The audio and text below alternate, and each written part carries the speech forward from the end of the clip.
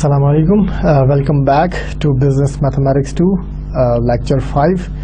तो आज हम सिंप्लेक्स मेथड कंटिन्यू करेंगे जो हमने लास्ट लेक्चर में किया। Let's see what we did in the last lecture. We covered section 11.2 partly मैं इसलिए कह रहा हूँ कि अभी हमने फिनिश नहीं किया था। तो सिंप्लेक्स मेथड हमने पढ़ा for maximisation problem with all less than equal to constraints. हमने काफ़ी थॉरोली उसको किया। Less than equal to constraints के लिए 5 स्टेप प्रोसीजर भी पढ़ा और कैसे उसको रिपीट करना है, और एग्जाम्पल एक देखी 3 वेरिएबल्स में जो कि मैक्सिमाइजेशन प्रॉब्लम था with all less than equal to constraints. ठीक है, फिर हमने उसमें से रूल्स देखे कि 3 रूल्स थे, रूल 1, रूल 2, रूल 3, उनको हम फॉलो करते हैं 5 स्टेप्स में। ठीक है, पहला स्टेप क्या था, रिकॉल कर देता हूँ मैं आपके लिए कि क्या सिंप्लेक्स मेथड है। क्या था कि सबसे पहले तो आपने एक सिंप्लेक्स टैब्लू बनाना है, इनिशियल टैब्लू, जिसमें आपने ऑब्जेक्टिव फंक्शन के सारे कोएफिशिएंट्स, कांस्टेंट्स के सारे कोएफिशिएंट्स और राइट साइड कांस्टेंट्स सारे लिखने हैं।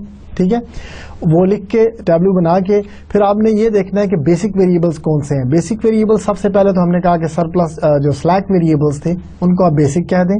ठीक है, और फिर देखें उसको कहेंगे ये सोल्यूशन है। फिर रूल 2 अप्लाई करते हैं, रूल 1 अप्लाई करते हैं स्टेप 2 में। रो 0 में हम देखते हैं कि क्या सारे के सारे जो कोएफिशिएंट्स थे वो 0 थे या नहीं। अगर वो सारे के सारे कोएफिशिएंट्स 0 कह रहा हूँ, नॉन नेगेटिव हैं कि नहीं। अगर उनमें से कोई एक भी नेगेटिव आ जाए तो वो ऑप्टिमल सोल्यूशन नहीं है। फिर हम स्टेप 3 की तरफ चले जाते हैं।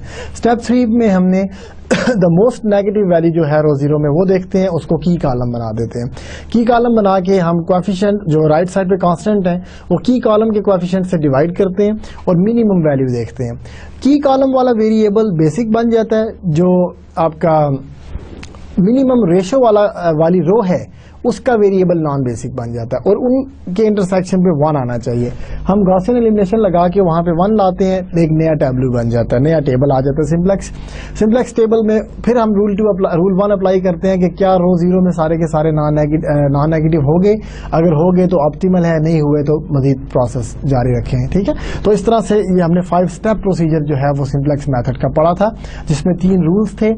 ठीक है, उनको हमने फॉलो किया था और फिर हमने एग्जांपल्स भी देखी। एक एग्जांपल तो हमने 10th चैप्टर से ले ली थी, और एक एग्जांपल जो हमने फुल थॉरोली एग्जांपल पढ़ी है वो 3 वेरिएबल्स में पढ़ी थी, क्योंकि उसको ग्राफिकल मेथड से करना पॉसिबल नहीं है। ठीक है, तो this was the last lecture summary कि हमने लास्ट लेक्चर में क्या क्या किया।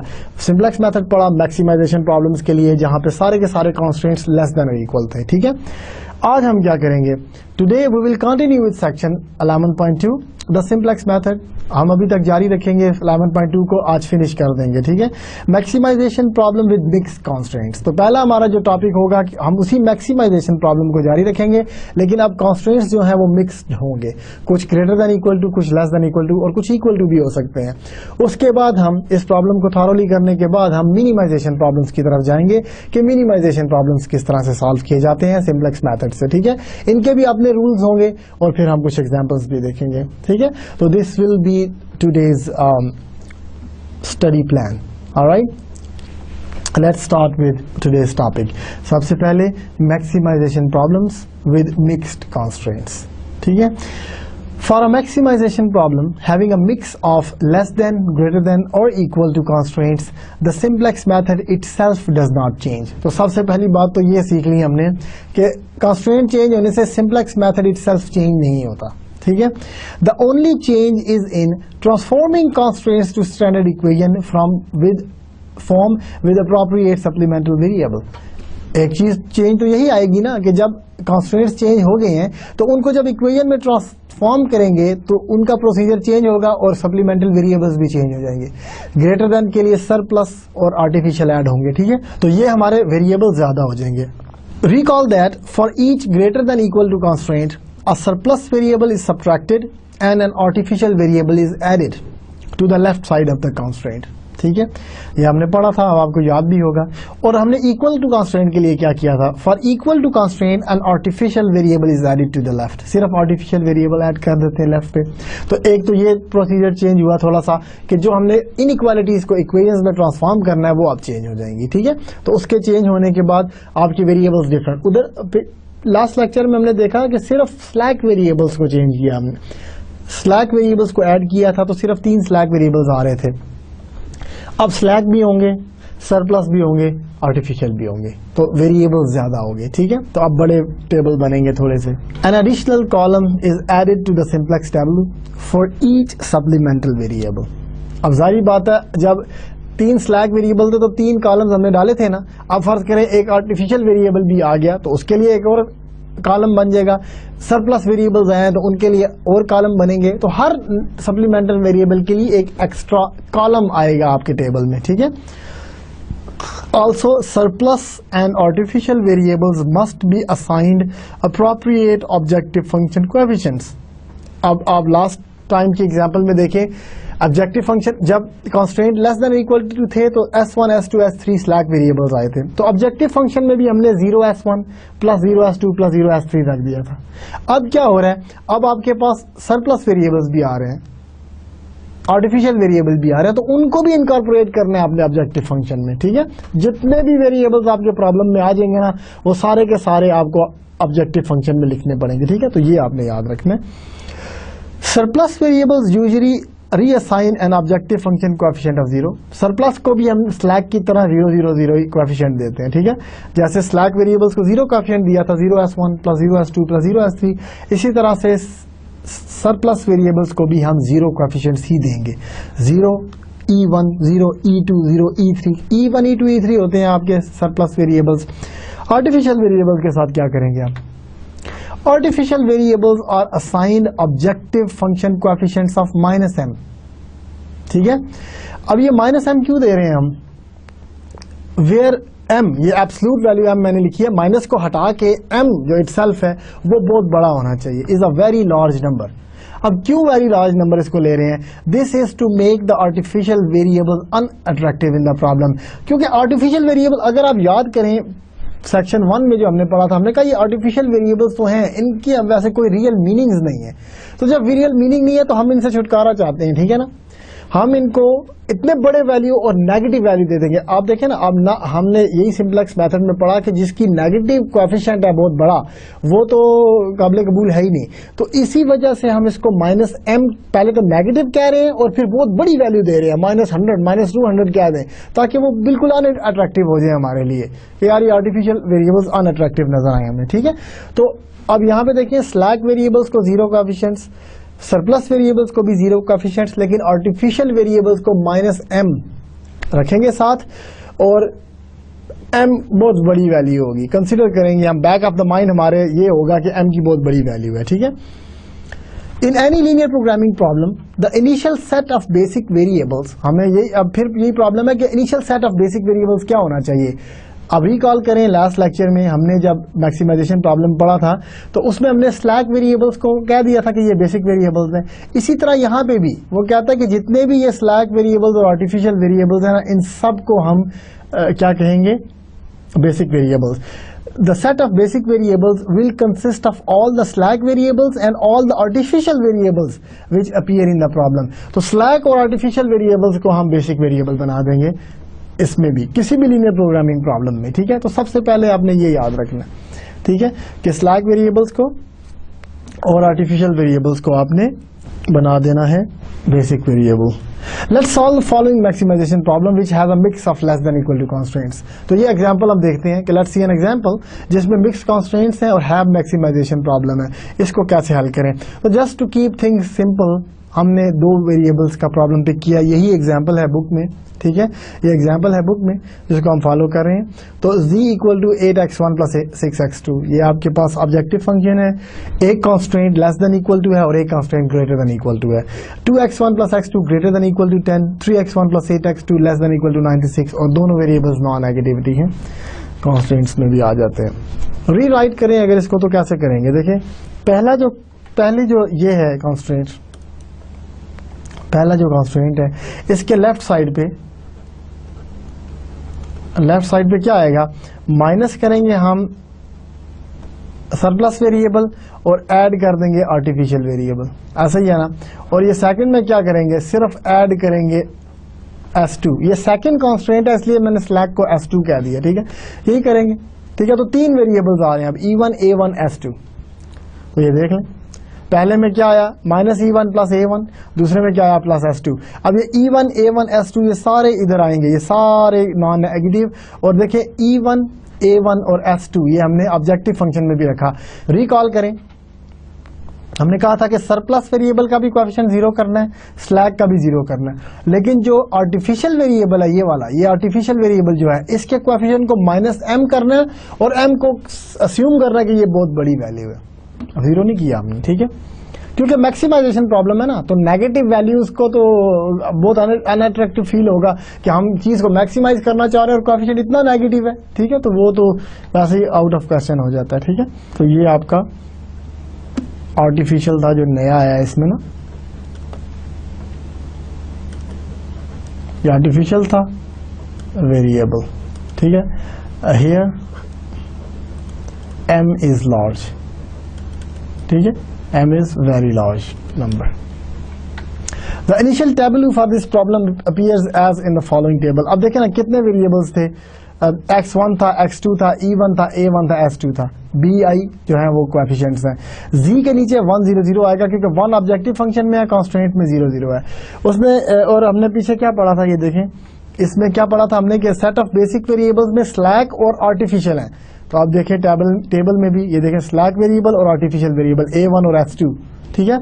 और अब इनको रो नंबर दे दिया 0 1 2, ठीक है, 0 1 2 किया। अब हमने 0 किसको करना है, अब सबसे पहले तो देखिए ना, note that the artificial variable is one of the basic variables in the initial solution. यही मैंने अभी आपको मेंशन किया कि आर्टिफिशियल वेरिएबल ये जो था ये one of the basic variables है।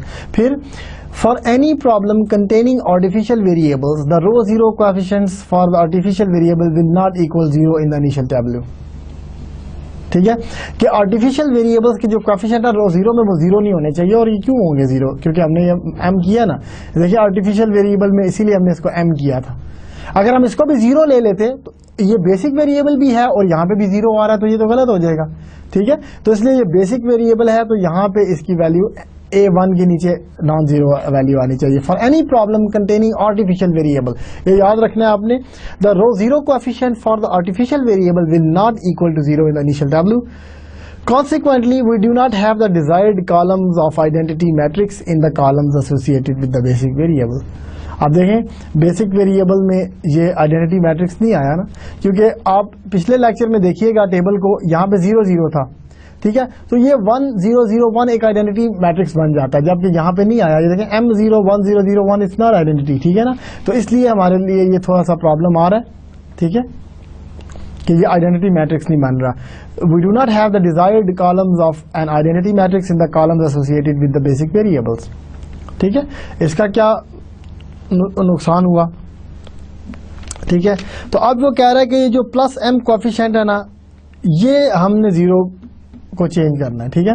ये जो इस टेबल में ना ये जो कोएफिशिएंट है ना m वाला, ये वाला जो coefficient, let me encircle this, ये जो है ना m, this needs to be change to 0, ठीक है, need to change to 0 this one, ठीक है, इसको हमने 0 को चेंज करना है, ठीक है। ये हमारा पहला प्रोसेस होगा कि m को 0 करें। क्यों 0 करें, क्योंकि इसको हमने आइडेंटिटी मैट्रिक्स बनाना है ना, 1 तो है, ये 1 है, 1 के ऊपर नीचे फिर 0 होने चाहिए, ये तो कॉलम ठीक नहीं है क्योंकि इस 1 के ऊपर सारे 0 हैं। और अगर आप पिछले लेक्चर में देखें तो इधर जितने भी 1 थे उनके ऊपर नीचे सब 0 था, तो इसलिए हम इस m को 0 बनाएंगे, ठीक है, m को 0 करने हैं। अब तो ये हमने किया। अब देखिए हमने ये कुछ ट्रांसफॉर्मेशंस लगाई हैं जिसके तहत ये देखें ये 0 हो गया, ठीक है, जो ट्रांसफॉर्म हो गया ना 0, ये जो देखें ये मैंने साथ लिख भी दिया कि ट्रांसफॉर्म टू 0, ये नंबर 0 को चला गया, ठीक है। ये m था और अब 0 हो गया, तो इसलिए हमने रो ऑपरेशन लगाया। रो ऑपरेशन कैसे लगाएंगे, देखिए ना, इसको m से मल्टीप्लाई करके सब्ट्रैक्ट कर दिया था हमने। अगर इस टेबल में आप जाएं तो इसको 0 कैसे बनाएंगे, ये 1 है ना, तो रो 2 के साथ m मल्टीप्लाई करें, ठीक है, उस माइनस कर दें रो 0 में, रो 1 के साथ मल्टीप्लाई करें माइनस m और रो 0 में ऐड कर दें तो ये ऑटोमेटिकली 0 हो जाएगा। तो अगर ये ऑपरेशन आप लगाएंगे तो आपके पास जो नेक्स्ट टेबल आएगा उसमें ये ट्रांसफॉर्म हो चुका होगा 0 पे, और बाकी फिर चेंज हो जाएंगे, बाकी सारे कोएफिशिएंट्स चेंज हो गए, ठीक है। अब हमने क्या करना है, अब उसी तरह प्रोसेस जारी रखना है। इनिशियल सोल्यूशन क्या है यहाँ पे हमारा? इनिशियल सोल्यूशन ये है कि जो ये x1 है, ये देखिए ना, for this initial solution a1 and s2 are basic variable, यानी इनकी वैल्यू 0 हो गई, ठीक है, क्योंकि a1 और s2 तो बेसिक वेरिएबल थे। फिर e1 और s जो हैं इनकी वैल्यूज आएंगी x1, x2 एंड e1। ये x1, x2 और e1 जो है ये नॉन बेसिक वेरिएबल है, और वैल्यू ऑफ z जो है -10m आ रही है। देखें ना, z की जो वैल्यू है ये -10m आ रही है, ठीक है। तो इसके बाद फिर हम क्या करते हैं, हम देखते हैं कि सबसे बड़ी वैल्यू किसकी है, ठीक है ना। So by applying rule 1 we see that the initial solution is not optimal। Optimal क्यों नहीं है सोल्यूशन? क्योंकि ये नेगेटिव वैल्यूज आ रही है ना, देखें -8 भी नेगेटिव है और m is a very large number, तो -8 -2m is a negative number. ये दोनों x1 और x2 के नीचे नेगेटिव नंबर आ रहे हैं। जब नेगेटिव है तो ये ऑप्टिमल सोल्यूशन नहीं है। अब ये ऑप्टिमल सोल्यूशन नहीं है, देखें नेगेटिव कौन सा, ये मैं बात कर रहा हूँ, ये x1 के नीचे ये वाला, ठीक है, ये और ये वाला, ये दोनों नेगेटिव नंबर है, तो इसलिए ये ऑप्टिमल सोल्यूशन नहीं है। ऑप्टिमल नहीं है तो फिर क्या करेंगे, की कॉलम देखेंगे कौन सा है, तो नेक्स्ट जाके की कॉलम देखते हैं। देखिए, the row zero coefficient for both x1 and x2 is identified to become the new variable, ठीक है। Applying rule 1 we see that the initial solution is not optimal. The row 2 coefficients for both x1 and x2 are negative, ठीक है। Applying rule 2 the row zero coefficient for x1 is identified to become the new, क्यों कि ये this is the most negative. हमने ये कहा था कि सबसे बड़ा नेगेटिव नंबर कौन सा है ना, तो x1 का सबसे बड़ा नेगेटिव नंबर है। ये ऊपर जाके देखें तो ये देखें -8 -6 से बड़ा है और 2m से बड़ा है, तो अगर आप देखें ना तो ये -8 -2m is bigger than -6 -2m, numerically इसकी बड़ी वैल्यू है। तो x1 is the most biggest number, तो इस वजह से ये आइडेंटिफाई हो गया हमारा as a new basic variable. हमने ये कहा था ना की कॉलम तलाश करना, की कॉलम क्या है, जिसकी वैल्यू सबसे बड़ी है, नेगेटिव में सबसे बड़ी, तो x1 के कॉलम की वैल्यू जो है वो सबसे बड़ी है नेगेटिव में, ठीक है, लिहाजा ये नया बेसिक वेरिएबल बन जाएगा और x1 जो है वो की कॉलम बन जाएगा। तो ये जो की कॉलम आया है ये x1 है, ठीक है, x1 है। अब x1 जो है वो की कॉलम बन गया। अब हमने जीरो किसको करना है, तो अब रेशो निकालनी पड़ेगी। ऊपर भी हमने रेशो निकाली, ये x1 आपका की कॉलम है, मेरा ख्याल है उसको मैं अभी अरेज करता हूँ। अभी हमें पिछले टेबल में ये डालना था, मैंने पिछले टेबल में ये डालना था, तो ये इस टेबल में है, इस टेबल में ये की कॉलम है। 8 -2m जो है ये सबसे बड़ा है, ठीक है, तो ये आपका की कॉलम बन गया। अब फॉर दिस सोल्यूशन ये हमने निकाला। अब आगे जाएं तो जब की कॉलम आया आपके पास तो हमने उसको डिवाइड किया। ये देखें की कॉलम के कोएफिशिएंट्स ये बन गए थे ना, 2 और 3, तो हम देखें 10 को 2 पे डिवाइड किया, ये इस 10 को 2 पे डिवाइड किया, ठीक है, 96 को 3 पे डिवाइड किया है। अब इनमें से मिनिमम कौन सा है, 5, लिहाजा ये A1 जो सा ये हमारा कॉलम नॉन बेसिक बन जाएगा। x1 को बेसिक कॉलम बना देंगे, बेसिक वेरिएबल बना देंगे, और A1 को नॉन बेसिक, और ये इस जगह पे अब 1 आना चाहिए, ऐसा ही है ना, इस जगह पे अब 1, ये 2 पे 1 आना चाहिए क्योंकि ये उसकी पोजीशन है। की कॉलम में A1 के की कॉलम और मिनिमम रेशो के करस्पॉन्डिंग ये इसको 1 करना है हमने, ठीक है। तो जब वो हमने किया, अब रो ऑपरेशन लगाए हैं, ठीक है ना, हमने अप्लाई किए हैं रो ऑपरेशन। तो ये जो पहले आपका था -8 -2m और 2 3, ये जो कॉलम था -8 -2m 2 और 3, इसको हमने ट्रांसफॉर्म कर दिया 0 1 0 पे। यही मैंने आपको कहा था ना कि इस यहाँ पे 1 आना चाहिए, इसको हमने कन्वर्ट करना है 1 को, इसको 1 करेंगे और ऊपर नीचे 0 0, ठीक है।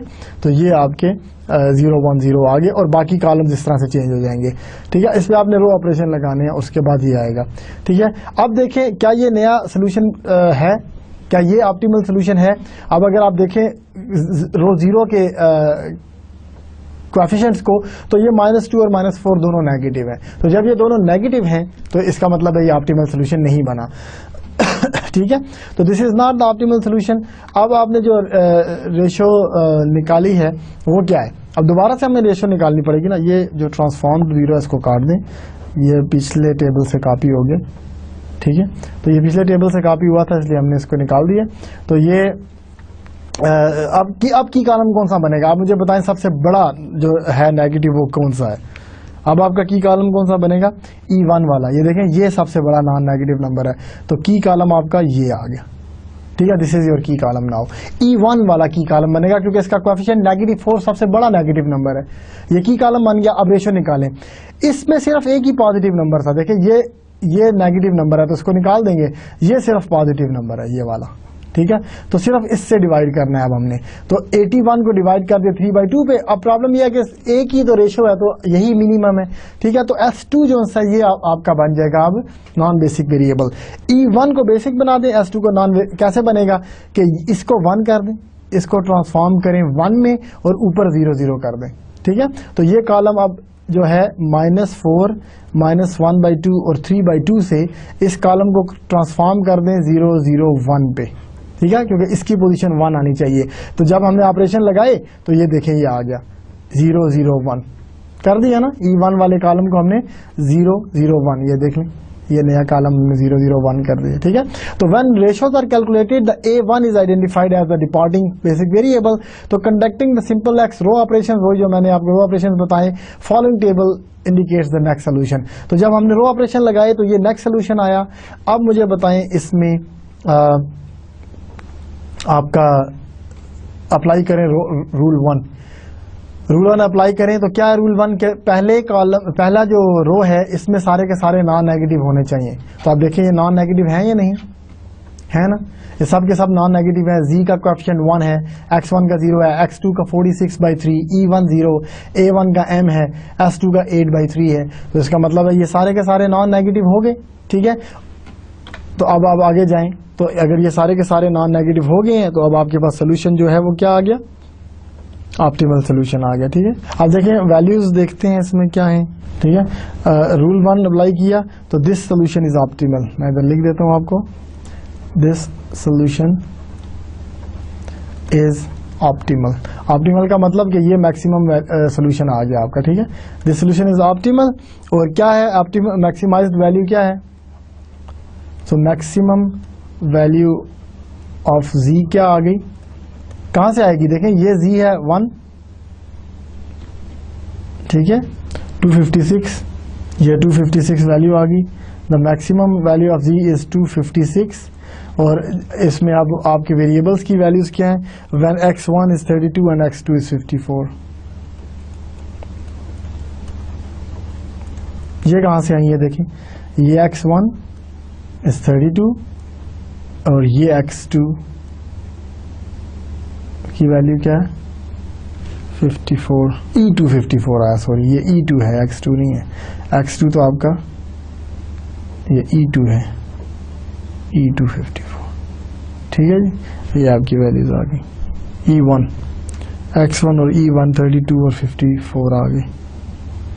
तो X2 वगैरह क्या है, X2 0 है ना, क्योंकि ये बेसिक वेरिएबल्स थे। तो जो नॉन बेसिक वेरिएबल है वो X2 नॉन बेसिक था, 0 आ गया। A1 भी नॉन बेसिक वेरिएबल था, ये भी 0 आ गया। और E2 ये भी 0 आ गया, ठीक है। ये E1 है, E2 नहीं है, E2 तो है ही नहीं है ना हमारे टेबल में, ये E1।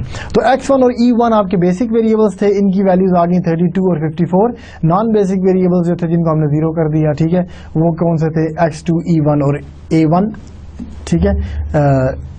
S2, X2, A1 और S2, ठीक है, ये आपके वेरिएबल जिनकी वैल्यू 0 है। तो ये सारी वैल्यूज इधर रखें तो आप देखेंगे कि Z की वैल्यू 256 है and this is the maximum value, ठीक है, this is the maximum value of this problem. ये 2 वेरिएबल्स में एग्जांपल थी, ठीक है। अगर आप इस एग्जांपल को देखें, this is example in 2 variables.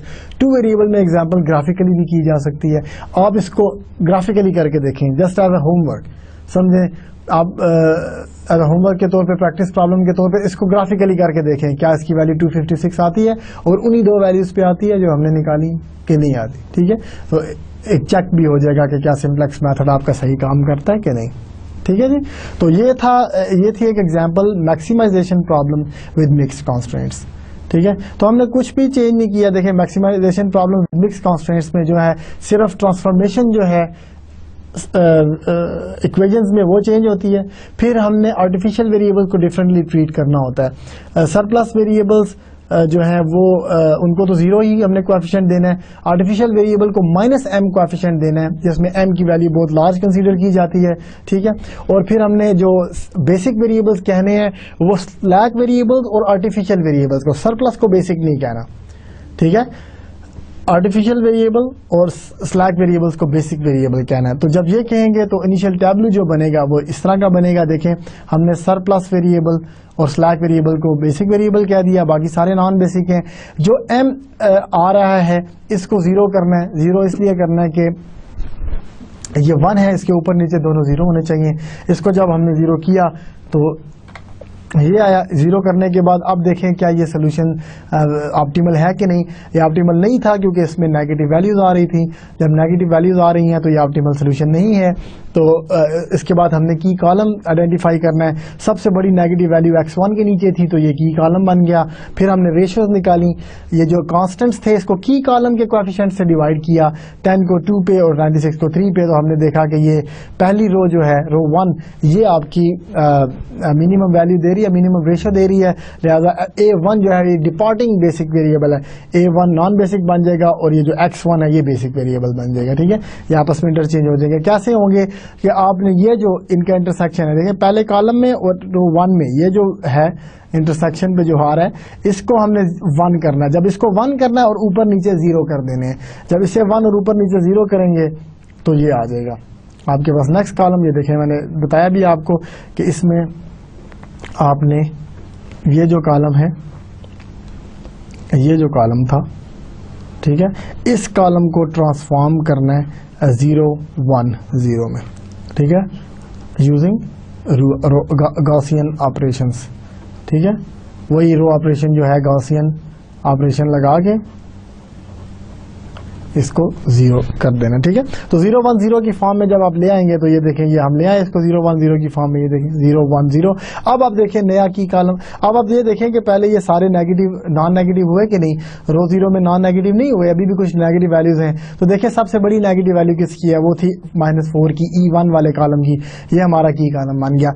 अब हमने ये जो राइट साइड पे कोएफिशिएंट्स कांस्टेंट्स हैं 5 और 81, इनको डिवाइड करना है -½ और 3/2 से। लेकिन -½ से तो डिवाइड नहीं कर सकते, ये नेगेटिव नंबर है, सिर्फ 3/2 से डिवाइड करेंगे तो ये आपका वो कॉलम बन जाएगा S2, ठीक है। जब ये S2, अब ये S2 डिपार्टिंग बेसिक वेरिएबल है और E1 जो है ये कमिंग वेरिएबल है, तो इधर E1 आ जाएगा। अब E1 के नीचे ये है, इसको आपने 1 करना है, ये 3/2 को 1 करना है, इसके ऊपर दोनों 0 0 करना है। तो अगेन इस कॉलम को 1 करें और वही गॉसियन ऑपरेशन लगा के, ठीक है, वही रो ऑपरेशंस लगा के आपने इनको 0 0 1 करना है। जब आपने इनको 0 0 1 कर दिया तो ये आ गया, देखें ये 0 0 1 बना दिया हमने। जब ये बन गया, अब आप देखें कि क्या रो 0 में दोबारा कोई नेगेटिव वैल्यू है। इस दफा हमारे पास कोई नेगेटिव वैल्यू नहीं थी, लिहाजा यही हमारा ऑप्टिमल सोल्यूशन है। ये जो 256 इधर पड़ा हुआ, ये ऑप्टिमल सोल्यूशन आ गया। 32 और 52 ये x1 और E1 की वैल्यूज हैं। x1 32 है, E1 आपका 54 है, ठीक है, और बाकी जो थे वो 0 0 0, ठीक है। तो ये आपका ऑप्टिमल सोल्यूशन आ गया। तो देखिए चेंज सिंपलेक्स मेथड में तो कोई चेंज नहीं आई, जैसे हमने क्लेम किया था कि सिंपलेक्स मेथड इटसेल्फ चेंज नहीं होगा। चेंज क्या होगा, ट्रांसफॉर्मेशन चेंज होगी कॉन्स्टेंट्स की, उनकी वजह से वेरिएबल ज्यादा हो जाएंगे, सप्लीमेंटल वेरिएबल। सप्लीमेंटल वेरिएबल को ट्रीट करने का जो तरीका है वो थोड़ा सा डिफरेंट है इसमें, बाकी कुछ भी डिफरेंस नहीं है, ठीक है। तो ये कवर किया हमने maximization problem with mixed constraints. तो let's move to minimization problems now, ठीक है। ये इस सेक्शन का लास्ट टॉपिक है, मिनिमाइजेशन प्रॉब्लम्स, ठीक है, सेक्शन 11.2 में। ये हम देखते हैं एक एग्जांपल की मदद से कि मिनिमाइजेशन प्रॉब्लम्स कैसे चेंज होते हैं। The simplex procedure changes only slightly when minimization problems are solved, ठीक है। तो अब फिर हमारा क्लेम ये है कि चेंज तो होगा सिंपलेक्स मेथड, लेकिन बिल्कुल थोड़ा सा, only slightly. Aside from assigning artificial variables objective function coefficients of m, the only difference relates to the interpretation of row zero coefficients, ठीक है। आपने जो असाइन किया ना आर्टिफिशियल वेरिएबल्स को objective functions coefficients of m, जो हमने किया, -m की जगह +m कर देंगे, क्योंकि जब मैक्सिमाइजेशन प्रॉब्लम था तो -m किया हमने, जब मिनिमाइजेशन प्रॉब्लम है तो +m करेंगे, ठीक है। और the only difference relates to the interpretation of the row zero coefficient. अब जो रो जीरो में जो कोएफिशिएंट आ रहे हैं उनकी इंटरप्रिटेशन थोड़ी बहुत चेंज हो जाएगी, ठीक है। The following two rules are modifications of rule 1 and 2, these applies to minimization problem. आपने जो 2 रूल पढ़े थे मैक्सिमाइजेशन प्रॉब्लम के लिए, रो 1 के लिए हमने रूल 1 पढ़ा था मैक्सिमाइजेशन प्रॉब्लम के लिए कि रो 0 में सारे कोएफिशिएंट नॉन नेगेटिव हो जाएं। रूल 2 जो पढ़ा था वो ये था जो उसको जो रेशियोज हैं वो मिनिमम करने थे हमने, यही था ना रूल 2, ठीक है। बार रूल 2 देखें, रूल 1 और रूल 2 चेंज हो जाएंगे, थोड़े बहुत मॉडिफाई होंगे, हम मॉडिफाई करेंगे मिनिमाइजेशन प्रॉब्लम के लिए। तो जब आप मिनिमाइजेशन करेंगे तो ये जो मॉडिफाइड रूल है इनको 1A और 2A कह देंगे हम, ठीक है, वो यूज करेंगे मिनिमाइजेशन प्रॉब्लम्स के लिए, ठीक है। तो सिंपलेक्स प्रोसीजर चेंज होगा थोड़ा सा। एक तो ये होगा कि जो आर्टिफिशियल वेरिएबल्स को हमने कोएफिशिएंट देना है वो +m का देना है, और इनका जो इंटरप्रिटेशन है वो भी तो डिफरेंट हो जाएगी अब, ठीक है। और सेकेंडली ये है कि जो 2 रूल्स हमने पढ़े थे रूल 1 और रूल 2 वो अब चेंज हो जाएंगे, वो मॉडिफाई हो जाएंगे आपके मिनिमाइजेशन प्रॉब्लम्स के लिए, ठीक है। तो रूल 1 जो है ऑप्टिमैलिटी चेक जो था मैक्सिमाइजेशन प्रॉब्लम के लिए, ये कहा था हमने कि रो 0 में जितने भी कोएफिशिएंट्स हैं वो नॉन नेगेटिव होने चाहिए। अब मिनिमाइजेशन प्रॉब्लम के लिए क्या है, in the minimization problem the optimal solution has been found if all row 0 coefficients for the variables are less than और इक्वल टू 0। उल्टा हिसाब हो गया, बस आपने ये याद रखना है। मैक्सिमाइजेशन प्रॉब्लम के लिए सारे ग्रेटर देन इक्वल टू 0 होने चाहिए, मिनिमाइजेशन प्रॉब्लम के लिए सारे लेस देन इक्वल टू होने चाहिए, उल्टा कर दिया हमने, ठीक है। मिनिमाइजेशन के लिए less than equal to, maximization के लिए ग्रेटर देन और इक्वल टू। तो ये तो बहुत आसान हो गया याद रखना, मैक्सिमाइजेशन के लिए पॉजिटिव, मिनिमाइजेशन के लिए नेगेटिव, 0 अलाउड है, ठीक है। तो ये याद रखना बहुत आसान हो गया। तो रूल जो 1 था वो उसको रूल 1A कह रहे हैं अब हम, ठीक है। Optimality check in minimization problem, इसमें अब जो है in any row 0 coefficients are positive for non-basic variables, a better solution can be found by assigning positive quantity to these variables। जो हमने कहा था कि अगर कोई भी नेगेटिव वेरिएबल है उधर, तो इसका मतलब है बेटर सोल्यूशन फाउंड किया जा सकता है, लिहाजा प्रोसीड करें। अब उल्टा हो गया, अब हम ये कह रहे हैं कि अगर पॉजिटिव कोएफिशिएंट्स हैं नॉन बेसिक वेरिएबल्स में रो 0 में, तो इसका मतलब है कि सोल्यूशन को बेटर किया जा सकता है, ठीक है, लिहाजा हम इसको प्रोसीड करेंगे। रूल 2 क्या था, new basic variable in minimization problem. वहां पे रूल 2 ये था कि जो जिसकी सबसे बड़ी नेगेटिव वैल्यू है ना उसको आप बेसिक वेरिएबल कह दें। यहां पे रूल क्या है, in a minimization problem the non basic variable which will replace a current basic variable is the one having the largest positive coefficient in row 0। देखिए आसान है। मैक्सिमाइजेशन प्रॉब्लम के लिए हमने कहा जिसकी सबसे बड़ी नेगेटिव वैल्यू है उसको बेसिक बना दें। यहां पे वो कह रहा है जिसकी सबसे बड़ी पॉजिटिव वैल्यू है उसको बेसिक बना दें, ठीक है। तो जब बेसिक वेरिएबल बना देंगे तो डेफिनेटली डिपार्टिंग के लिए भी कोई ना कोई रूल आएगा, ठीक है। डिपार्टिंग के लिए क्या वही रूल है, रूल 3 को हम चेंज नहीं कर रहे, ठीक है। तो वापस जाते हैं, इसको मिनिमाइजेशन प्रॉब्लम्स को दोबारा से पढ़ते हैं कि क्या क्या करना है हमने। एक तो ये करना है कि जो आर्टिफिशियल वेरिएबल्स हैं ऑब्जेक्टिव फंक्शन में उनका कोएफिशिएंट +m रखना है हमने। ओनली डिफरेंस ये है कि इसकी इंटरप्रिटेशन रो 0 में चेंज हो जाएगी। Following 2 rules are modifications of rule 1 and 2। Rule 1 किस तरह से चेंज हुआ कि हमने कहा जी कि रो 0 में कोई अगर आपके कोएफिशिएंट्स जो रो 0 में है वो सारे के सारे लेस देन और इक्वल टू 0 हैं तो फिर ऑप्टिमल सोल्यूशन है ये, अगर नहीं है तो फिर तलाश करें, बेटर सोल्यूशन आपको मिलेगा, ठीक है। रूल 2 कैसे चेंज हुआ कि जो नॉन बेसिक वेरिएबल है जो जिसने रिप्लेस करना है करंट बेसिक वेरिएबल को, वो होगा is the one which has the largest positive row 0 coefficient, largest positive row 0 coefficient, तो वो आपका बेसिक वेरिएबल को चेंज कर देगा, ठीक है। तो अब एग्जांपल देखते हैं। ऑफ कोर्स जब भी हम एग्जांपल करते हैं तो हमें चीजों की ज्यादा समझ आती है, तो एग्जांपल बहुत गौर से सुने, गौर से देखें, इनको पढ़ें, ठीक है। तो हम एग्जांपल स्टार्ट करेंगे अभी। Okay, let's see an example for this minimization problem. Solve the following linear programming problem using the simplex method। ठीक है, तो अब हमें कैसे पता चला ये मिनिमाइजेशन प्रॉब्लम है, क्योंकि ऑब्जेक्टिव फंक्शन के साथ मिनिमाइज लिखा हुआ है। Minimise z equal to 5x1 + 6x2 subject to the constraints x1 + x2 greater than equal to 10, 2x1 + 4x2 greater than equal to 24, x1 x2 और नॉन नेगेटिव। तो ये मिनिमाइजेशन प्रॉब्लम है, तो उसको फिर मिनिमाइजेशन से हल करना पड़ेगा। सबसे पहला स्टेप तो यही है कि टेबलू लिखें, चेंज करें इसको इक्वेशंस में। This problem is first rewritten with the constraints expressed as equations as follows. Minimise these equal to 5x1 plus 6x2। अच्छा, इस पे बेहतर ये होता है कि आप ये जो मिनिमाइज वाला जो है ना पहली इक्वेशन ये बाद में लिख लें, यानी लिखें ऊपर ही, सबसे ऊपर लिखें, लेकिन इसको कंप्लीट बाद में करें। z equal to 5x1 plus 6x2 लिख के स्टॉप कर दें, ठीक है, यहाँ पे रोक लें इसको। ये तो आपका गिवन ही था, यहाँ पे रोक लें, क्योंकि आगे हमें वेरिएबल्स का पता नहीं है ना कौन कौन से आएंगे, तो पहले यहाँ पे कॉन्स्टेंट्स को चेंज करके देख लें कि वेरिएबल्स कौन कौन से हैं, ठीक है। तो ऊपर जाएं, यहाँ पे क्या आएगा, देखें ये ग्रेटर देन कॉन्स्टेंट्स है ना, तो इसमें से एक आर्टिफिशियल वेरिएबल माइनस होगा, सॉरी सरप्लस वेरिएबल माइनस होगा, आर्टिफिशियल ऐड होगा। ये भी ग्रेटर है तो इसमें से भी सरप्लस माइनस होगा और आर्टिफिशियल ऐड होगा, यही है ना। और फिर यहाँ पे दो और आ जाएंगे, चार और आ जाएंगे, E1, E2, A1, A2, ये सारे के सारे ग्रेटर देन 0 होने चाहिए इनके साथ, ठीक है, तो ये ऐड हो जाएंगे। तो ये सारा आपका प्रॉब्लम बन गया। अब 4 वेरिएबल्स आ गए हैं ना, E1, A1, E2, A2, तो ये आपके इधर आगे देखें, E1, A1, A2, A1, A2। और हमने जैसे पहले बताया था कि मिनिमाइजेशन प्रॉब्लम में जो m है वो अब प्लस m है, माइनस m नहीं। आर्टिफिशियल वेरिएबल्स के साथ अब प्लस m लिखेंगे, और बाकी स्लैक और सरप्लस के साथ तो 0 ही लिखते हैं। स्लैक तो यहाँ पे आया ही नहीं, सरप्लस के साथ 0 0 आ गया। तो माइनस E1 किया प्लस A1 किया, माइनस E2 किया प्लस A2 किया, और ये सारे के सारे अब नॉन नेगेटिव हो गए, ठीक है। तो ये ट्रांसफॉर्म्ड प्रॉब्लम बन गया आपका सिंप्लेक्स मेथड के लिए, ठीक है। इसके बाद बेसिक टैब्लू बनाते हैं।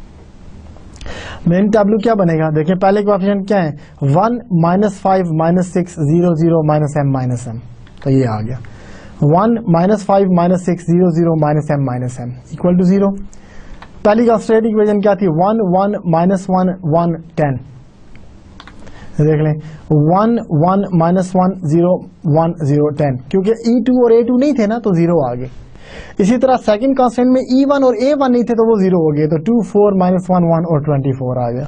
याद करें, in any linear programming problem slack और आर्टिफिशियल ये सिर्फ बेसिक वेरिएबल बनते हैं, सरप्लस कभी भी बेसिक वेरिएबल नहीं बने।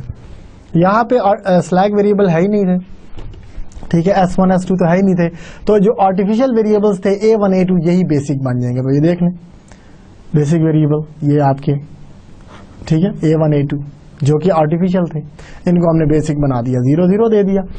अब हमने क्या देख रहे हैं, क्या ये सॉल्यूशन, सबसे पहले तो ये है जो हमने मिक्स कांस्टेंट के लिए किया था कि जो m है ना, इन दोनों को 0 करना पड़ेगा। ये जो -m है, इन दोनों को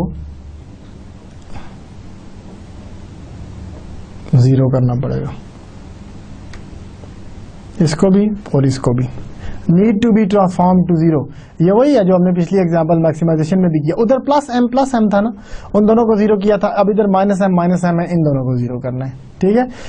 इन दोनों को पहले 0 करना है, तो इन दोनों को 0 1 by 1 किया जा सकता है। देखें, इसको यूज करें और इसको 0 कर लें। ये रो 1 को यूज करें ना, इसको m से मल्टीप्लाई करें, रो 0 में ऐड करें, तो ये 0 हो जाएगा। फिर रो 3 को यूज करें, रो 3 को m से मल्टीप्लाई करके इसमें ऐड करेंगे तो ये भी 0 हो जाएगा। तो 2 दफा ऑपरेशन करने पड़ेंगे।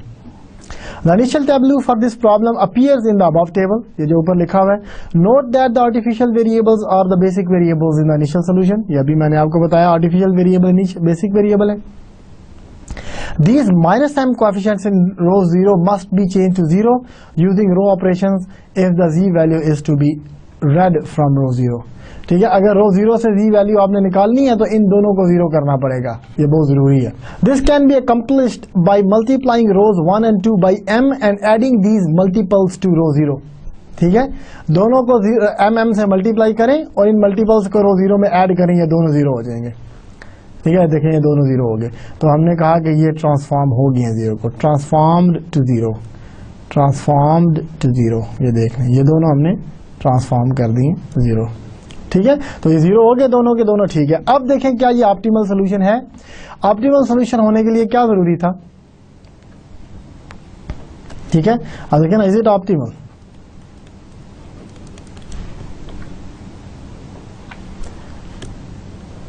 क्या था कंडीशन कि आपके सारे के सारे लेस देन और इक्वल टू 0 होने चाहिए। सारे के सारे लेस देन इक्वल टू होने चाहिए। तो क्या ये सारे के सारे लेस देन इक्वल टू 0 हैं? x2 नहीं है, x2 के नीचे लेस देन इक्वल टू नहीं है, इसलिए आपको लग रहा होगा कि ये -6 तो नेगेटिव है, लेकिन +5m भी तो है। हमने कहा कि m is very large, m is very very large number, तो 5m जो सा ये is much much greater than 6, ऐसा ही है ना। अगर m बहुत लार्ज नंबर है तो 6 तो बहुत छोटा रह जाएगा, लिहाजा -6 + 5m is not less than equal to 0। तो ये वायलेट कर रही है। इसका मतलब है कि अब इसका आंसर क्या होगा? तो आंसर क्या है? ये हमने क्वेश्चन लिखा इधर कि इज इट ऑप्टिमल, आंसर अब मैं लिख रहा हूं कि नो। ठीक है, ऑप्टिमल नहीं है। अगर ऑप्टिमल नहीं है तो की कॉलम ढूंढें। की कॉलम कौन सा होगा? की कॉलम आपका जिसकी सबसे बड़ी पॉजिटिव वैल्यू है, आप सबसे बड़ी पॉजिटिव वैल्यू की कॉलम है, तो वो यही है। ए की तो पॉजिटिव वैल्यू थी, ए की तो पॉजिटिव वैल्यू थी, तो लिहाजा ये की कॉलम बन गया। अब अगर ये की कॉलम बन गया तो अब हमें रेशियोज निकालनी पड़ेंगी। इस 10 को 1 पे डिवाइड करना पड़ेगा, ऐसा ही है ना। ये जो राइट साइड पे कांस्टेंट है 10, इसको की कॉलम के कोएफिशिएंट से डिवाइड करें। 10/1 इज 10, और 24 है सेकंड रो में, तो उसको 4 से डिवाइड करेंगे, ये 4 से। ठीक है, तो इस 4 से डिवाइड करें, इस 1 से डिवाइड करें। ठीक है, तो 24/4 इज 6, तो मिनिमम कौन सा? 6 मिनिमम बना है, लिहाजा S2 इज अवर डिपार्टिंग। ठीक है, इसमें ये जो S2 है ये आपका डिपार्टिंग बेसिक वेरिएबल है। अब ये बेसिक नहीं रहेगा, this is departing basic variable. ठीक है, ये डिपार्टिंग बेसिक वेरिएबल आ गया, ऊपर वाले सारे A1 बच गया। तो अब x2 को बेसिक बना देंगे, ये की कॉलम x2 इधर आ जाएगा, बेसिक बन जाएगा, S2 जो है वो नॉन बेसिक बन जाएगा। तो अब क्या करना है हमने, यहाँ पे 0 करना है ना, इस की कॉलम में ये जो है इसको अब 0, इसको ट्रांसफॉर्म करना है 0 पे, 1 पे, सॉरी, इसको 1 करेंगे, ऊपर वाले 0। तो ये जो है, ये जो पूरा कॉलम है की कॉलम, इसको ट्रांसफॉर्म करना है हमने इस कॉलम में अब 0 0 1 में, क्योंकि ये डिपार्टिंग है ना, जो डिपार्टिंग वेरिएबल वाले रो होती है ना उसको 1 करते हैं हम, तो 0 0 1 की फॉर्म में इसको लेके जाएंगे। ठीक है, तो in this initial solution the non basic variables are x1 x2 e1 e2, the basic variables are the 2 a1 and a2 values. ये ऊपर थी, इनकी वैल्यू 10 और 24 है। Applying rule 1 we conclude that this solution is not optimal, the x2 column becomes the new key column. ठीक है, और यही वही जो मैंने आपको बताया, इसी को समराइज कर रहे हैं। The minimum value equal 6 and is associated to row 2, thus a2 will be departing basic variable. The following table indicates the next solution. ठीक है, a1 और s2 इसमें नॉन बेसिक वेरिएबल्स बन गए, a1 और a2 is the departing variable और x2 जो है वो इनकमिंग वेरिएबल है। ठीक है, तो इसीलिए नेक्स्ट में अगर आप देखें टेबल में, तो ये a1 और x2 आ गए आपके पास, ये x2 है, ये x2 है। ठीक है, x2 अब आपका बेसिक वेरिएबल बन गया यहाँ पे, और जो रो ऑपरेशन से हमने वैल्यूज बनाई थी वो भी आ गई। ठीक है, a1 4 आया, x2 6 आया, और g34 + 4m आ गया। ठीक है, अब देखें दोबारा अप्लाई करें रूल 1, तो क्या आएगा? Applying rule 1 we see that this solution is not optimal. क्यों नॉट ऑप्टिमल है अभी तक? क्योंकि ये अभी भी पॉजिटिव है, x1 वाला, ये देखें ये अभी भी पॉजिटिव है, तो ये की कॉलम बन जाएगा, ये आपका की कॉलम बन जाएगा। ठीक है, तो इस टेबल को देखिए, ये बेसिक वेरिएबल, इसमें a1 a2 बेसिक वेरिएबल्स हैं, लिहाजा a1 की वैल्यू 10 है, a2 24 और z यहाँ पे 34m है, और ये सोल्यूशन ऑप्टिमल नहीं है, यही हमने पहले डिसाइड किया, this is not an optimal solution. तो अब आगे अब जाएं, तो अब इसमें जो सा है, ओके, तो ये जो पिछला टेबल था, ये इसमें हमने देखा कि ऑप्टिमल सोल्यूशन नहीं है, z 34m है, a1 10 है और a2 24 है, ये जो हमने लिखे। तो इसमें अप्लाई किया रूल 1a, तो हमने देखा कि सारे के सारे नेगेटिव नहीं है, एक पॉजिटिव नंबर आ रहा है which is x2 associated with x2, तो लिहाजा ये ऑप्टिमल सोल्यूशन नहीं है। तो अब आगे जाएंगे, हम रेशियोज देखेंगे। रेशियोज के बाद हमने देखा कि मिनिमम वैल्यू रो 2 के साथ एसोसिएट कर रही है, लिहाजा departing variable will be a2। ठीक है, जब a2 है तो अब हमने इसके जो कॉलम्स है -6 + 5m, पहला कॉलम था -6 + 5m, 1 and 4, क्योंकि सेकंड रो डिपार्टिंग है तो इसको हम 1 करेंगे, तो इसको ट्रांसफॉर्म करना है 0 0 1 में। ठीक है। तो क्या क्या रो ऑपरेशन आएंगे, एक तो ये आएगा R2 को 4 पे डिवाइड कर दें तो यहाँ पे 1 आ जाएगा। फिर जब इधर 1 आ गया तो अब इसको सब्ट्रैक्ट कर दें, R1 में से R2 सब्ट्रैक्ट करेंगे तो 0 आ जाएगा। फिर R0 जो है इसमें से सब्ट्रैक्ट हमने ये करना है कि आप इसको 6 - 5m से मल्टीप्लाई करें R2 को, ठीक है, 1 को, तो फिर सब्ट्रैक्ट करेंगे तो ये भी 0। तो ये अगर ऑपरेशन करें तो आपको ये कॉलम मिल जाएगा। इस कॉलम मिलने के बाद आपके पास जो नेक्स्ट आया टेबल, ठीक है, वो ये है, this is the next table. अब देख लें x1 के नीचे हमने 001 कर दिया उसको x2 के नीचे, ठीक है। पहला जो आपका टेबल था x2 के नीचे, x2 was your key column, तो x2 के नीचे 001 आया, x1 - 2 + m/2 001, this is 0 actually, confusion इसीलिए हो रही है कि ये थोड़ी सी मैंने गलती की है, यहाँ पे ये 001 है, ठीक है, 001 इस टेबल में ये 001 है। तो ये हमने कॉलम 001 में कन्वर्ट कर दिया, तो बाकी कॉलम इस तरह से चेंज हो गए, ठीक है। अब फिर अगर देखें आप अप्लाई करें रूल 1, अब इसमें देखें सॉल्यूशंस क्या हैं। ये सॉल्यूशंस इसमें थे A1 4 था, okay. The following table indicates the next solution, in the following table the non basic variables are x1, e1, e2 and a2। Solutions इसमें A1 4 आ गया, A2 6, x2 6 आ गया, क्योंकि इसमें x2 देखें, ये x2 है ना, ये बेसिक वेरिएबल x2 है, बेसिक वेरिएबल इज x2। तो A1 की वैल्यू 4, A2 6 और जो z है वो 36 + 4m आ गया। तो ये वो सोल्यूशन है। जब ये सारे रो ऑपरेशन करने के बाद ये हमें टेबल मिला था और इस टेबल में जो सोल्यूशंस हैं वो ये हैं, ठीक है। तो अब ये देखें क्या ये ऑप्टिमल है कि नहीं। अब जब भी हम ये रो ऑपरेशन परफॉर्म करते हैं तो हम देखते हैं कि ये ऑप्टिमल सोल्यूशन है कि नहीं। Applying rule 1A we see that this solution is not optimal. क्यों कि अभी भी पॉजिटिव आ रहा है। देखें ये जो वैल्यू है ना x1 के नीचे -2 + m/2, ये ऊपर मैं लिख देता हूँ आपको, ये -2 + m/2 है ना, m बहुत बड़ा है तो m/2 2 से बहुत बड़ा है, तो दिस इज पॉजिटिव नंबर, ठीक है। तो अब ये नहीं होना चाहिए ना, सब के सब लेस देन 0 होने चाहिए। अब ये ग्रेटर देन 0 आ गया तो इसको हम की कॉलम कह देंगे। तो दिस इज अ की कॉलम। और अब रेशियो निकालनी है, तो रेशियोज कैसे निकालेंगे, ये 4 को 1/2 पे डिवाइड करेंगे, 6 को भी 1/2 पे डिवाइड करेंगे, तो 8 और 12 आ गया। अब 8 जो है वो आपका मिनिमम है इधर, ठीक है। तो continuing with the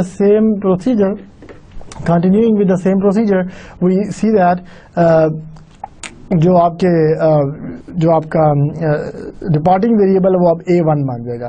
so this will be the departing non basic variable, क्योंकि इसकी मिनिमम वैल्यू है तो x1 बेसिक वेरिएबल बन जाएगा, तो x1 इधर आ जाएगा, ठीक है। उसके बाद ये जो कॉलम है -2 + m/2, क्योंकि जो भी बेसिक वेरिएबल बनाना है उसकी वैल्यू 0 करनी है ना, 1/2, ठीक है। अब इसको हमने ट्रांसफॉर्म करना है यूजिंग गॉसियन ऑपरेशन, क्योंकि ये देखें ये डिपार्टिंग है और ये कमिंग है, तो दिस वन शुड बिकम 1, ठीक है। इसको 1 बनाना है हमने, ठीक है। तो बीच में 1 आएगा और ऊपर नीचे 0 0, तो ये हमने बनाना है अगेन रो ऑपरेशन यूज करके, ठीक है। रो ऑपरेशन यूज करके हमने इनको 0 0 बना देना, 0 1 0। तो जब रो ऑपरेशन यूज किए, सब कुछ किया, तो अब ये देखें फर्स्ट कॉलम ये 0 1 0 बन गया, ठीक है।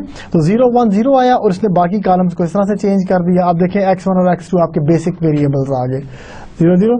अब यहां से दोबारा अप्लाई करें rule 1A, we conclude that this solution is optimal, ठीक है। क्यों ऑप्टिमल आ गया, अब देखें सब के सब रो 0 में, रूल 1A क्या कहता है कि रो 0 में आप देखें कि तमाम के तमाम जो वेरिएबल्स हैं आपके कोएफिशिएंट्स हैं, ये लेस देन और इक्वल टू 0 होना चाहिए। अब देखें -4 इज लेस देन और इक्वल टू 0, -1/2 लेस देन और इक्वल टू 0, 4 - m, ये क्यों लेस देन इक्वल टू 0 है, m is very large number, तो अगर 4 में से आप इतना बड़ा नंबर निकाल देंगे तो of course this is negative, ठीक है।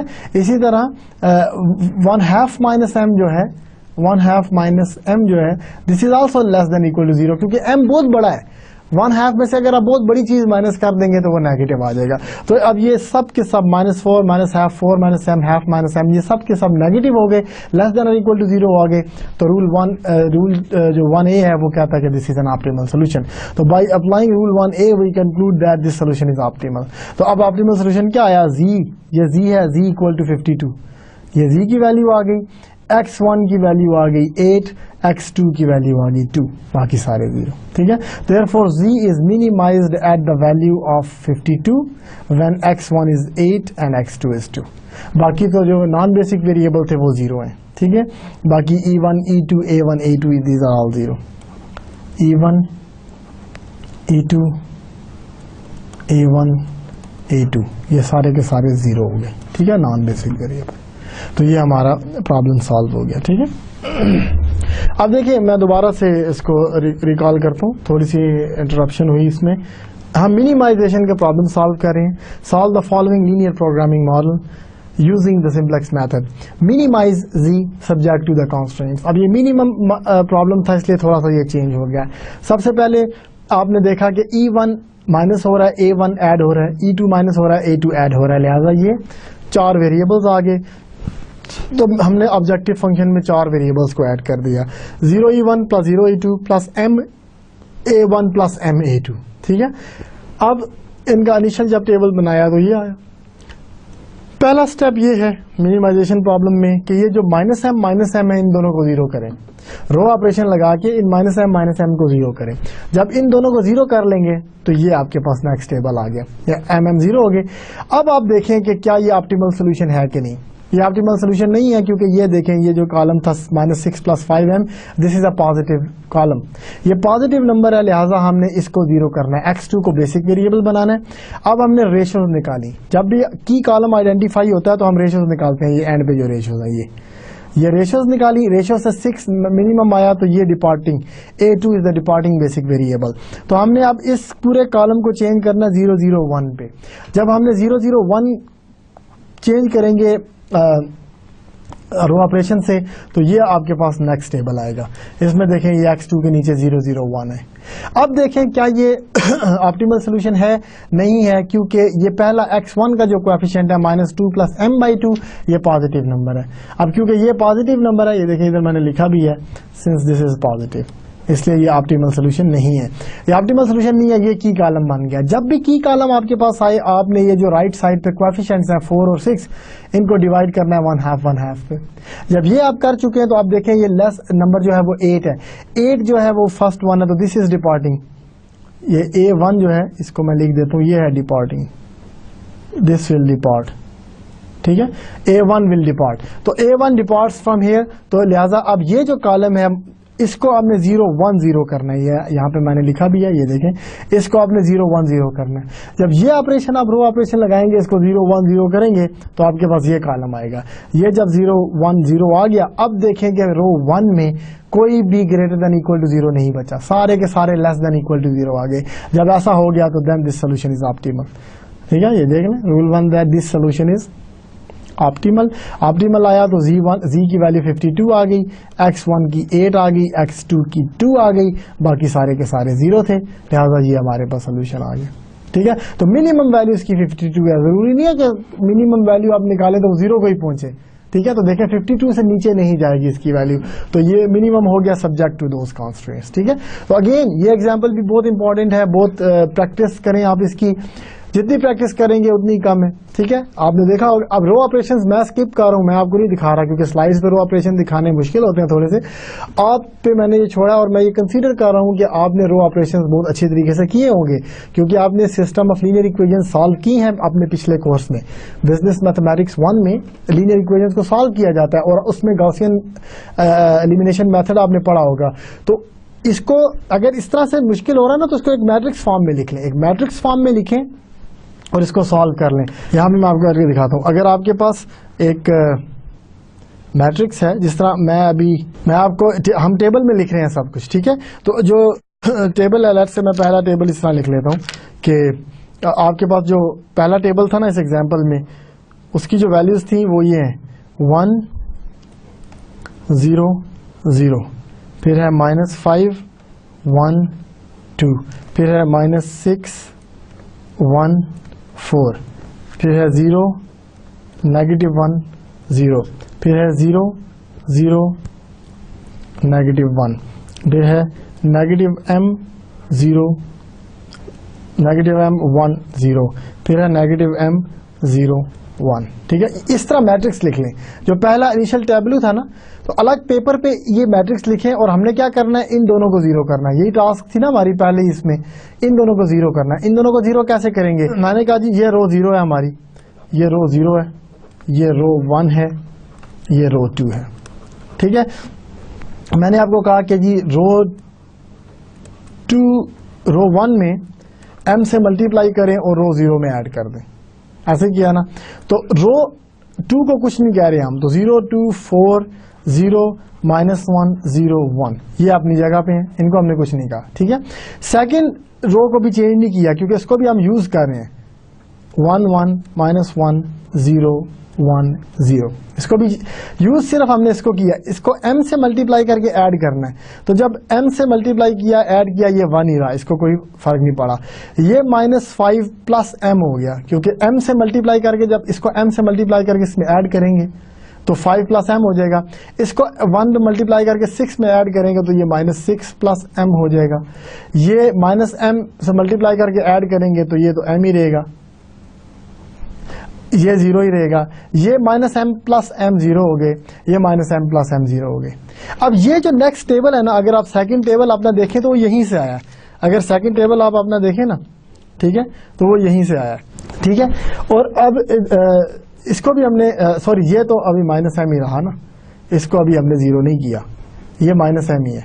अब नेक्स्ट अभी हमने इसको 0 किया, इसको नहीं किया। ठीक है, अब आप इसको 0 करें, इसको 0 करें। इसको 0 करने के लिए क्या करना पड़ेगा कि R0 में अब ऐड करें m × R2। इसको अब इसको m से मल्टीप्लाई करके ऐड करें पहली इक्वेशन में, तो जब वो करेंगे आप तो ये आएगा 1 is 2m + -5 + 3m बन जाएगा, ये -6 + 5m बन जाएगा, -m ही रहेगा, ये भी -m बन जाएगा, ये 0 रहेगा और ये 0 बन जाएगा। सेकंड इक्वेशन को हमने कुछ भी नहीं कहा तो ये 1 रहा, ये -1 0 1 0।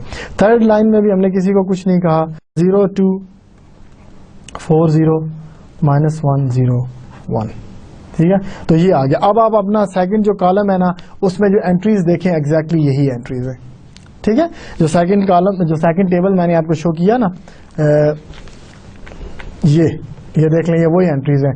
1 -5 -3m -6 + 5m -m 0 0, ये सारे वही चीजें आ रही हैं। ठीक है, ये प्लस है, ये +3m है। ठीक है, तो ये सारी वही वैल्यूज आ रही हैं अगर आप देखें तो। ठीक है, ये जो मैंने आपको सॉल्व करके, तो इस तरह ये रो ऑपरेशन है। जब मैं आपको कहता हूँ कि रो ऑपरेशंस लगा के तो ये नेक्स्ट टेबल आ जाएगा। बेसिकली ये हम इसको एक मैट्रिक्स ट्रीट कर रहे होते हैं। मैट्रिक्स ट्रीट करते हुए हमने इनको चेंज करना कॉलम को, तो फिर नेक्स्ट में जो भी आपने बनाना है वो उसको बनाते जाएं। तो ये आप एट द एंड आपके पास ये कॉलम मिलेगा, आपको सोल्यूशन मिल जाएंगे। ठीक है, तो रो ऑपरेशंस की प्रैक्टिस करें, रो ऑपरेशन की प्रैक्टिस होगी तो ये सवाल हल होंगे। ठीक है, तो ये जो मैंने आप 4 टेबल्स बनाए हैं ना इसमें, और चारों में स्किप किए हैं। एक टेबल मैंने मैट्रिक्स बना के आपको बता दिया, बाकियों को भी मैट्रिक्स बना के रो ऑपरेशन करके मैच करें, इनके साथ मैच करें कि क्या आपके पास यही टेबल्स आते हैं कि नहीं। ठीक है, कि मैं अपने से तो नहीं लिखता जा रहा ना। ठीक है, तो ये रो ऑपरेशन करने बहुत जरूरी है। तो ये इस तरह से आप आज लास्ट लेक्चर में हमने मैक्सिमाइजेशन प्रॉब्लम्स किए, आज हमने मैक्सिमाइजेशन विद मिक्स कंस्ट्रेंट भी किया और मिनिमाइजेशन भी। ये जितनी भी एग्जांपल हमने की हैं, इसकी आप बहुत सारी प्रैक्टिस करें। एग्जांपल करने के बाद आप एक्सरसाइजेज में से भी प्रॉब्लम करें, तब आपको सिंप्लेक्स मेथड की समझ आएगी। ठीक है, तो आज हमने क्या किया, we covered remaining topics in section 11.2। ठीक है, जितने भी दो रिमेनिंग टॉपिक्स थे दोनों कवर कर लिए, तो we are done with section 11.2। The simplex method for maximisation problem and for with mix constraint, ये हमारा पहला टॉपिक था। फिर उसके बाद हमने मिनिमाइजेशन प्रॉब्लम किया जो हमारा सेकंड टॉपिक था। ये 2 आज चीजें हमने कवर की। नेक्स्ट टाइम इंशाल्लाह हम स्टार्ट करेंगे सेक्शन 11.3 स्पेशल फिनोमिना, इसका नाम है, देखते हैं उसमें क्या है। तो next time we will start section 11.3। So this is it for today's lecture. अल्लाह हाफिज and hope to see you soon इंशाल्लाह। अस्सलाम वालेकुम।